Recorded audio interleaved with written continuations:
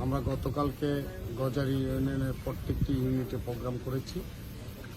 আজকে সাবেক এমপি মহোদয় কামরুল আশরাফ খান কোটন সাহেবের নেতৃত্বে আজকে যেই গজারি ইউনিয়ন গণসংযোগ করে এবং বর্তমান এমপি শ্যালক শরীফুল হক শরীফ সাহেবের সমর্থকরা আজকে এই গণসংযোগ করতে গিয়ে আজকে আমার নির্বাচনী অফিসে ভাঙচুর করেছে এবং আমার দোকানদারকে মারপিট করেছে, আমার কর্মীদেরকে মারপিট করেছে। শুধু এই আমতলায় নয়, নোয়াকান্দা পুরা পলাশে তারা তাণ্ডব সৃষ্টি করেছে, প্রত্যেকটি অফিস ভাঙচুর করেছে। আমি আশা করি এই রকম অবস্থা যদি থাকতে থাকে তাহলে পলাশের জনগণ নিরাপদ নয়।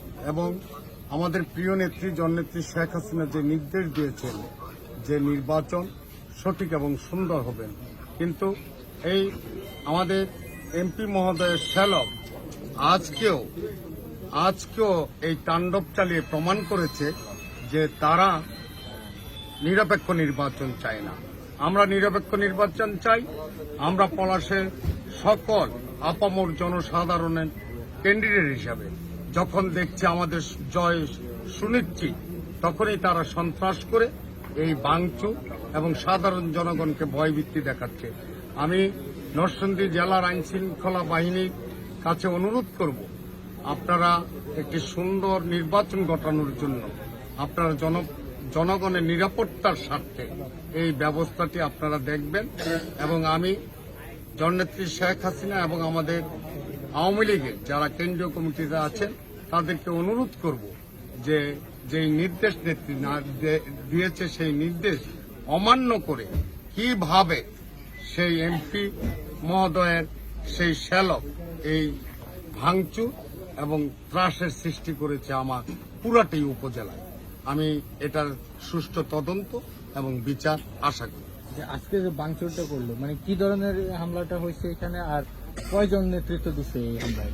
এই হামলায় অন্তত 10 থেকে 12 জন লোক হামলা করেছে এবং তাদের মিছিল যাওয়ার পরেই এই হামলাটি হয়। এখানে হামলা কি করছে, কি ক্ষতি করছে? আমার অফিসের ভাঙচুর করছে, চেয়ার, লাইট এবং যে ব্যানার সবকিছু খুলে নিয়ে গেছে, পোস্টার টোস্টার সব খুলে নিয়ে গেছে এবং সিলিং ফ্যানটা ছিল সেটাও খুলে নিয়ে গেছে। আমি বিশ্বাস করি যে অবশ্যই আইন শৃঙ্খলা বাহিনী আছে। আমরা শান্তিপ্রিয় জনগণ, আমরা অন্যায়কে প্রশ্রয় দিই না, আমরা ন্যায়ের পক্ষে আছি এবং আমরা শান্তিপূর্ণভাবে আমি আমার সমর্থকদের অনুরোধ করব যাতে করে এই পলাশের শান্তি বজায় থাকে এবং ধৈর্য ধরে আগামী 8 তারিখ নির্বাচন পর্যন্ত তারা যেন ধৈর্য ধরে এবং ইনশাল্লাহ 8 তারিখে কাপ্রিস মার্কায় ভোটের মাধ্যমে প্রমাণ হবে জনগণের ক্যান্ডিডেট কাপ্রিস মার্কা অবশ্যই জয়লাভ। আমার কর্মী অন্তত 10 থেকে 12 জন কর্মী আহত হয়েছে, বিশেষ করে এই গজারিয়ার আমতলা এবং নোয়াকান্দাতে। এবং এইখানে আসার সাথে সাথে আমি খবর পেয়েছি পলাশেও আমার একজন কর্মীর উপরে হামলা করেছে। ঠিক আছে।